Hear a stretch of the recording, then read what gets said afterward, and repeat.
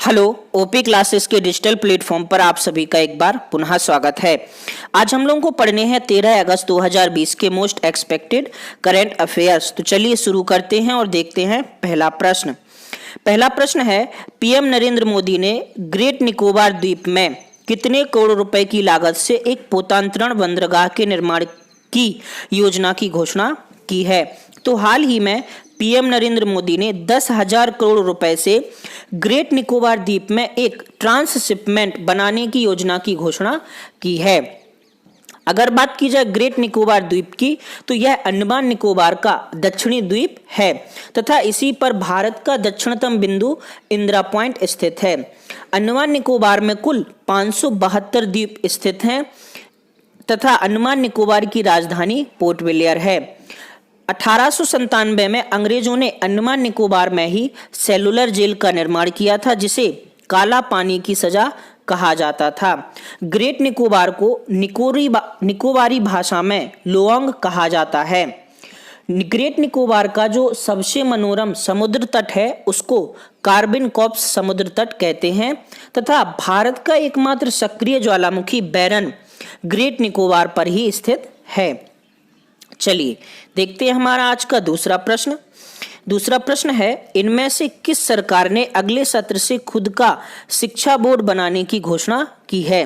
तो हाल ही में दिल्ली सरकार ने अगले सत्र से खुद का शिक्षा बोर्ड बनाने की घोषणा की है। हाल ही में दिल्ली सरकार ने अपना बजट पेश किया है, जिनमें शिक्षा के बजट के लिए 15,815 करोड़ रुपए का प्रावधान किया गया है, जो कि दिल्ली के कुल बजट का 24% है। दिल्ली के शिक्षा मंत्री तथा उप मुख्यमंत्री मनीष सिसोदिया ने इस बात की घोषणा की है। बात की जाए दिल्ली की, तो दिल्ली के मुख्यमंत्री हैं अरविंद केजरीवाल तथा उपराज्यपाल हैं अनिल बैजल। दिल्ली का प्राचीन नाम इंद्रप्रस्थ हुआ करता था। चलिए देखते हैं हमारा आज का अगला तीसरा प्रश्न। तीसरा प्रश्न है, बांग्लादेश सरकार ने किस वर्ष के युद्ध में शहीद भारतीय सैनिकों के सम्मान में एक स्मारक के निर्माण की घोषणा की है? तो हाल ही में बांग्लादेश सरकार ने 1971 के युद्ध में मारे गए भारतीय सैनिकों के लिए एक शहीद स्मारक बनाने की घोषणा की है।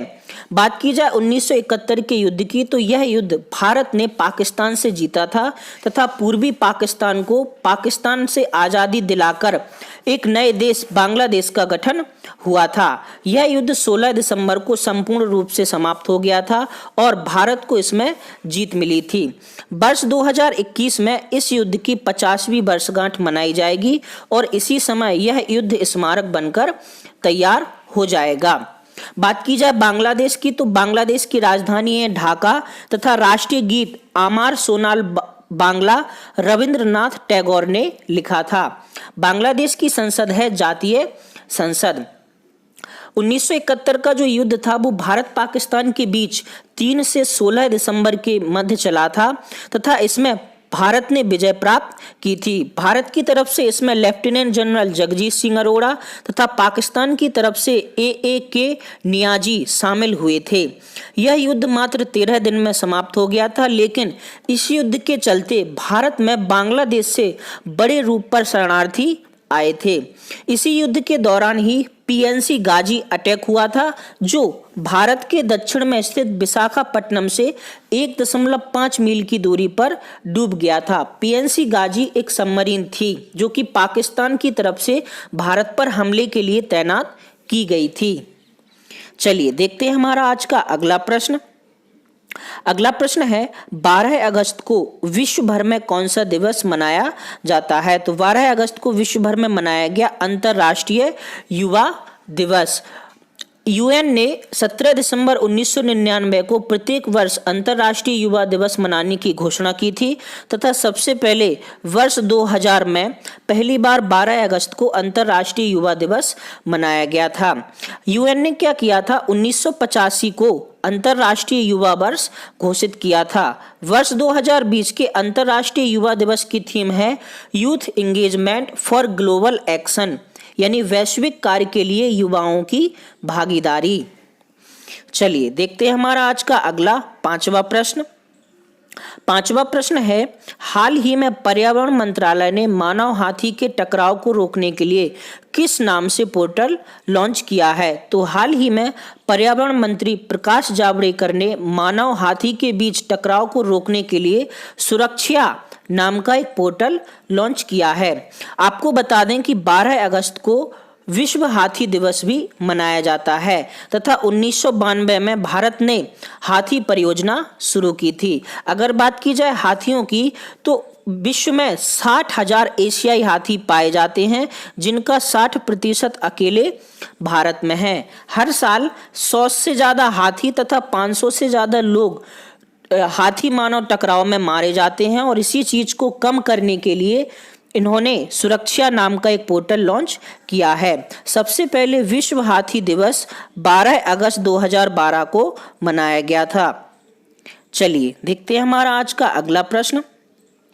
अगला प्रश्न है, हाल ही में राहत इंदौरी का निधन हो गया है, वे कौन थे? तो हाल ही में राहत इंदौरी जी का निधन हो गया है। वे एक प्रसिद्ध शायर और गीतकार थे। अगर बात की जाए राहत इंदौरी की तो इनकी मृत्यु दिल का दौरा पड़ने के कारण हुई है। राहत इंदौरी का जन्म 15 जनवरी 1950 को मध्य प्रदेश के इंदौर में हुआ था। ये गजल, नज्म तथा गीतकार थे। अगर बात की जाए इनके पिता की तो राहत इंदौरी के पिताजी का नाम था रफ्तुल्लाह कुरैशी, जबकि माताजी का नाम था मकबूल उन निसा बेगम। 19 वर्ष की आयु में राहत इंदौरी ने अपनी पहली शायरी अपने कॉलेज में सुनाई थी। चलिए देखते हैं हमारा आज का अगला सातवां प्रश्न। सातवां प्रश्न है, माउंट सिनाबुंग ज्वालामुखी कहाँ स्थित है, जो हाल ही में फटने के कारण चर्चा में रहा है? तो हाल ही में इंडोनेशिया का माउंट सिनाबुंग ज्वालामुखी फट गया है, जिसके कारण यह चर्चा में है। सबसे पहले 400 वर्ष बाद माउंट सिनाबुंग ज्वालामुखी वर्ष 2010 में फटा था। अगर बात की जाए इंडोनेशिया की तो इंडोनेशिया पे कुल 17,508 द्वीप हैं तथा इंडोनेशिया की कुल जनसंख्या 40 करोड़ है। बात की जाए इंडोनेशिया की राजधानी की तो राजधानी है जकार्ता तथा राष्ट्रपति हैं जोको विडोडो। माउंट सिनाबुंग जो है वो सुमात्रा द्वीप पर कारू पठार पर स्थित है। चलिए देखते हैं हमारा आज का अगला प्रश्न क्या है। अगला प्रश्न है, हाल ही में प्रोजेक्ट चीता शुरू किया गया है, इस प्रोजेक्ट का मुख्य उद्देश्य क्या है? तो हाल ही में भारतीय सेना ने भारतीय सीमा की निगरानी सुनिश्चित करने के लिए प्रोजेक्ट चीता शुरू किया गया है। इस प्रोजेक्ट के तहत हेरोन नाम के टोही ड्रोन सीमा पर स्थापित किए जाएंगे, जो कि 10 किलोमीटर की ऊंचाई से निगरानी कर सकते हैं। ये हेरोन नाम के ड्रोन भारत ने इजराइल से खरीदे थे, लेकिन अब इनको अपग्रेड कर दिया गया है और इनमें मिसाइल तथा लेजर युक्त गाइडेड बम का प्रयोग किया जा सकता है। इस योजना के तहत कुल 3500 करोड़ रुपए का खर्च आएगा, जिसके तहत कुल 90 ड्रोन सीमा की निगरानी करेंगे। चलिए देखते हैं हमारा आज का अगला प्रश्न। अगला प्रश्न है, हाल ही में किस राज्य के माथेरान क्षेत्र में BNHS द्वारा तितलियों की 77 नई प्रजातियां खोजी गई हैं? तो हाल ही में महाराष्ट्र सरकार के माथेरान क्षेत्र में तितलियों की 77 प्रजातियां खोजी गई हैं। माथेरान महाराष्ट्र का एक पर्वतीय क्षेत्र है तथा इसमें वर्ष 2011 से 2019 तक कुल 8 वर्षों में तितलियों की 77 नई प्रजातियों की खोज की गई है। BNHS को बम्बई नेचुरल हिस्ट्री सोसाइटी के नाम से जाना जाता है। अब इस माथेरान क्षेत्र में कुल 140 तितलियों की प्रजातियां हो गई हैं। चलिए देखते हैं हमारा आज का अंतिम प्रश्न। अंतिम प्रश्न है, लेबनान के प्रधानमंत्री कौन हैं जिन्होंने हाल ही में अपने पद से इस्तीफा दे दिया है? तो हाल ही में लेबनान के प्रधानमंत्री हसन दियाब ने अपने पद से इस्तीफा दिया है। हाल ही में लेबनान की राजधानी बैरूत में एक धमाका हुआ था, जिसकी वजह से लेबनान के प्रधानमंत्री ने अपना इस्तीफा दिया है। यह धमाका एक बंदरगाह के पास हुआ था, जहां पर 2750 टन अमोनियम नाइट्रेट में एक बहुत बड़ा धमाका हुआ था, जिससे समस्त बैरूत नष्ट हो गया है। 12 अगस्त 2020 का क्वेश्चन ऑफ द डे था आपका, भारत तथा एशिया की एकमात्र अधोभूमिक संजय जल विद्युत परियोजना किस राज्य में है? तो संजय जल विद्युत परियोजना है आपके हिमाचल प्रदेश में। बहुत से लोगों ने इसका सही उत्तर दिया है, लेकिन कम ही लोगों ने एक ही उत्तर दिया है। हमने इसके साथ साथ आपसे सेशन ऑफ द डे का क्वेश्चन भी पूछा था। उसमें हमने आपसे पूछा था वर्ष 2020 के लिए विश्व पुस्तक राजधानी किसे चुना गया है? तो विश्व पुस्तक राजधानी 2020 चुना गया था कुआलालंपुर को। और दोनों प्रश्नों का सही उत्तर दिया है सोनाली मौर्य, मयंक मौर्य, अजय मौर्य तथा विजय लोको पायलट। आप लोगों को क्वेश्चन ऑफ द डे तथा सेशन ऑफ द डे दोनों के उत्तर कमेंट बॉक्स में कमेंट करके बताने हैं।